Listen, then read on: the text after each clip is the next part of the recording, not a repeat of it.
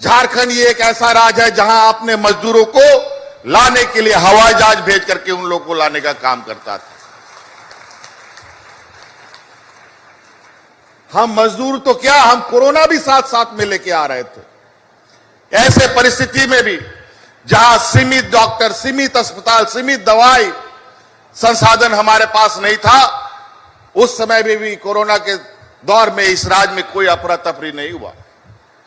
जहां समृद्ध राज्य है, जहां बड़े बड़े अस्पताल हैं, बड़े बड़े डॉक्टर हैं, अनेकों हॉस्पिटल है, वहां पर लोग इस तरह मरते थे जैसे जानवर मर रहे हों। वहां पर लोगों को दफन करने के लिए मिट्टी घट गया, जमीनें घट गई, उनको जलाने के लिए लकड़ियां घट गई। लेकिन हमारे राज्य में इस तरीके का अफरा तफरी ना कभी आप लोगों ने सुना, ना हम लोगों ने इसको होने दिया। और वो इसलिए, आपको याद होगा कि कोरोना जैसे महामारी के दौर में जहां मजदूर तबके के लोग ज्यादा बास करते हैं, उनके लिए तो ऐसे महामारी एक अभिशाप के बराबर होता है। बेचारा घर में रहेगा तो भूखा मरेगा, बाहर जाएगा तो बीमारी से मरेगा। क्या करेगा वो मजदूर? उस समय इस राज्य के हमारी दीदी बहनों ने सरकार का कदम से कदम मिलाते हुए पंचायतों में, गांवों में, प्रखंडों में दाल भात योजना चला करके मजदूरों को मुफ्त खाना खिलाने का काम किया था। एक भी व्यक्ति भूख से नहीं मरा ऐसे महामारी में, इस मजदूर राज्य में भी।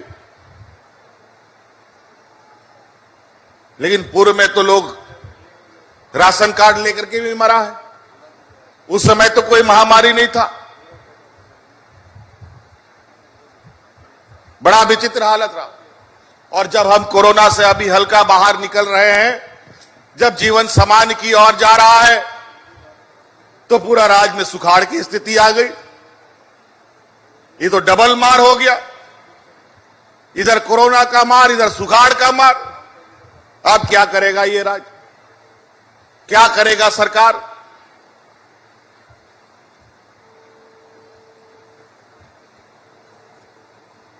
बीस सालों में हर एक किसान के खेत में पानी नहीं पहुंचा, क्यों?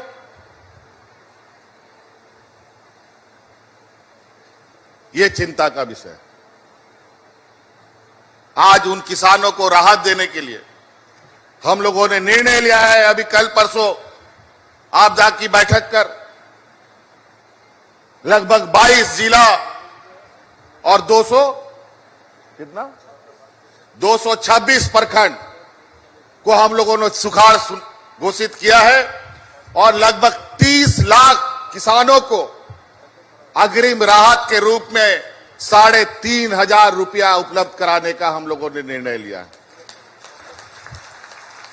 अभी ये कार्यक्रम खत्म होगा 15 तारीख के बाद। अभी उन किसानों को चयन करने के लिए पुनः पंचायतों में, प्रखंडों में शिविर लगाया जाएगा और उन किसानों को राहत पहुंचाने का काम किया जाएगा।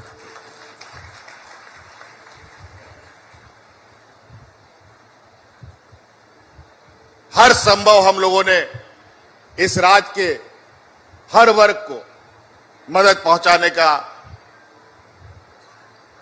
हम लोगों ने काम किया है। और इतने बड़े पैमाने पे हम लोगों को राहत, लोगों के जो आंसू है उनको खुशियों में बदलने का प्रयास कर रहे हैं। यहां हमारे प्रथम चरण, दूसरा चरण का आधा हिस्सा अब खत्म हो चुका है। इस दौरान हमारे विपक्ष में भी हमारे कुछ सहयोगी लोग हैं। आज बहुत खुशी की बात है कि हमारे विपक्ष के एक अनंत ओझा जी यहां उपस्थित हैं। लेकिन अनंत ओझा जी जैसा व्यक्ति सब कोई विपक्ष में नहीं है। ये पहला शख्स है जो सरकार के इस विकासशील योजना में अपना हाथ बटाते हैं। हम आलोचना करने से नहीं घबराते। आप आलोचना कीजिए, लेकिन पॉजिटिव आलोचनाएं होनी चाहिए। आज कोई भी विपक्ष के हमारे साथी इन योजनाओं में हिस्सा नहीं बन रहे हैं। जहां प्रोग्राम होता है पता चला दूसरे जगह बैठ करके धरना प्रदर्शन करते हैं। क्या ये नहीं चाहते कि इस राज्य के हर गरीब को पेंशन मिले? क्या ये नहीं चाहते कि हर विधवा को पेंशन मिले?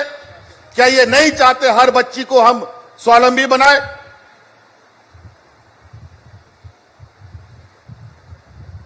और तरह तरह के षड्यंत्र रचते रहते हैं। क्या गरीब को राहत पहुंचाना भ्रष्टाचार है क्या? आज यहां पर संवैधानिक संस्थाओं का उपयोग किस तरीके से किया जाता है वो दिखता है स्पष्ट रूप से। यहां पर मनरेगा में खूंटी में लोग जांच करता है, जांच करते करते साहेबगंज आके घुस गया है, क्योंकि यहां का मुख्यमंत्री है। मुख्यमंत्री को कैसे रोकना है बताओ इस विकास कामों से?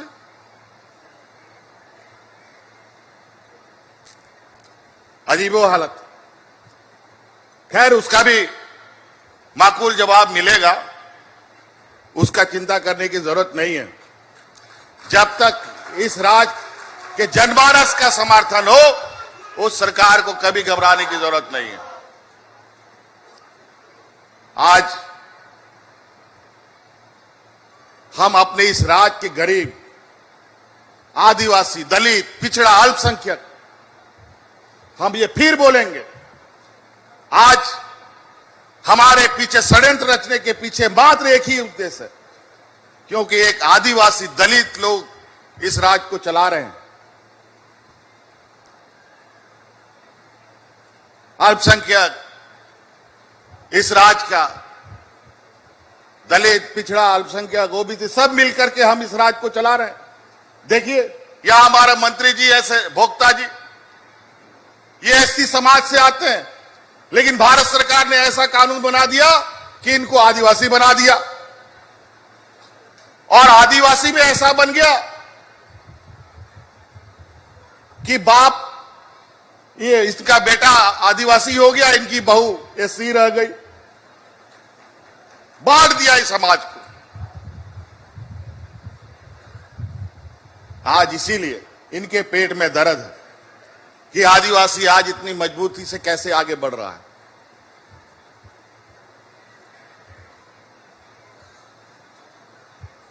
ये नहीं चाहते कि इस देश का आदिवासी, दलित, पिछड़ा, अल्पसंख्यक पढ़े लिखे आगे बढ़े, और यहीं पर यह भारत का पहला ये राज्य है जहां आदिवासी, दलित, पिछड़ा, अल्पसंख्यक के बच्चों को विदेश पढ़ने के लिए हम अपना पैसा खर्च कर रहे हैं।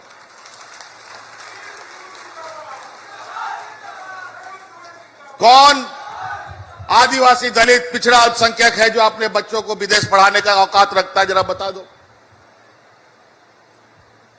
कितने को पढ़ाया आप लोगों ने बताओ? लेकिन इस सरकार ने अभी अनेकों बच्चों को विदेश भेजा है, और वो दिन दूर नहीं, अगला 5 साल आते आते हमारे पंचायतों, प्रखंडों के भी बच्चे विदेश से पढ़ के आएंगे और अपना विकास करेंगे। देखिएगा,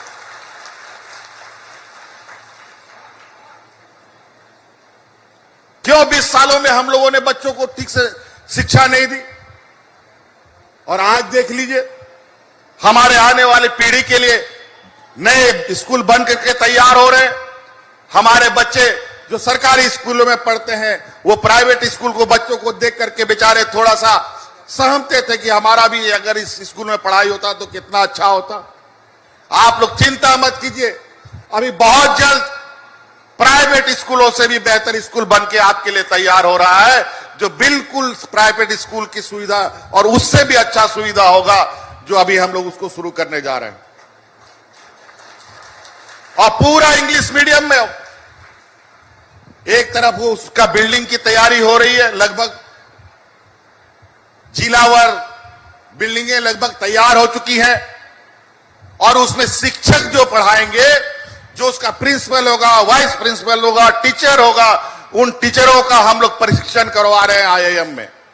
उनकी ट्रेनिंग चल रही है। जैसे स्कूल बन के तैयार होगा, हमारे गरीब बच्चे भी उन प्राइवेट जैसे स्कूलों में मुफ्त पढ़ेंगे और उससे बेहतर पढ़ाई करेंगे।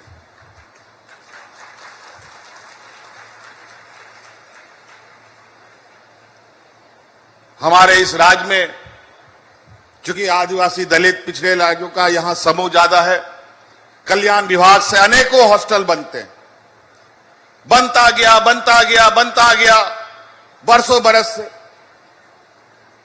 बनने के बाद कभी भी उसके बाद फिर कभी ना चूना ना पचौड़ा ना बिजली ना पानी का व्यवस्था हुआ। आज आप देख लीजिए, हमारे जो अनुसूचित जाति जनजाति के बच्चे पढ़ते हैं, उन हॉस्टलों को जाके देखिए, उनका रंग रोगन प्रारंभ हुआ है कि नहीं। लेकिन दुर्भाग्य की बात है, यहां स्वास्थ्य सेवा को हम दुनिया भर का कोसते हैं। आज कितने सालों से यहां एम्स बन रहा है, एम्स में जाके देख लीजिए आप क्या इलाज करा पाएंगे।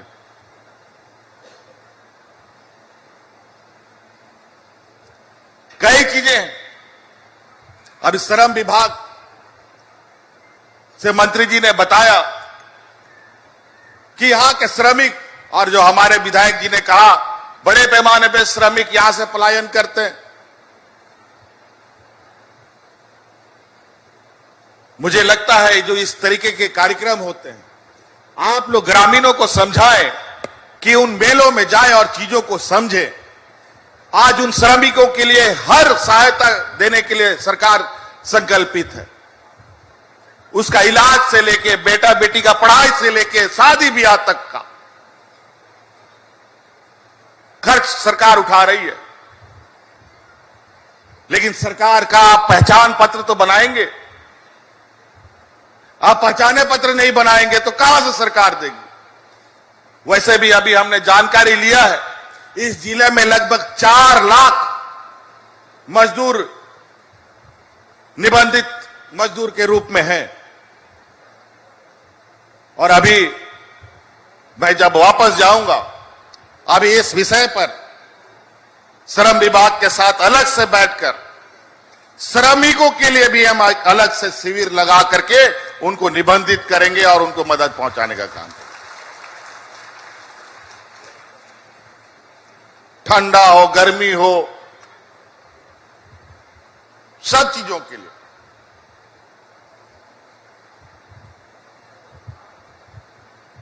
कई ऐसी चीजें जो अभी करना बाकी है। ये तो हम लोग पूरा साल या तो बीमारी या तो सुखाड़ के चपेट से में आकर के आगे बढ़ रहे हैं। मतलब यहां के गरीब आदिवासी दलित पिछड़ों का जीवन सदियों से संघर्ष में रहा। यहां कुछ सामंतवादी लोग तो शोषण करते ही हैं, ऊपर वाला भी ठीक से ध्यान नहीं देता और भुगतना पड़ता है यहां के गरीबों को।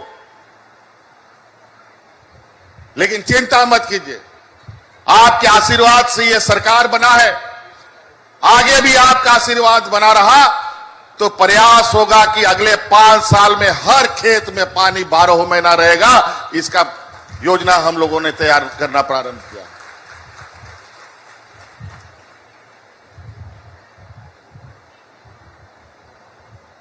यहां पर कई चीजें, आज हमें भारत सरकार से भी सहयोग की आवश्यकता है। हमारा अधिकतम योजना इस राज्य में फॉरेस्ट डिपार्टमेंट की वजह से फंस जाता है। फॉरेस्ट क्लियरेंस लेने में बहुत जद्दोजहद होती है। कई योजनाएं भारत सरकार के स्वीकृत किए बिना नहीं होता। अभी भी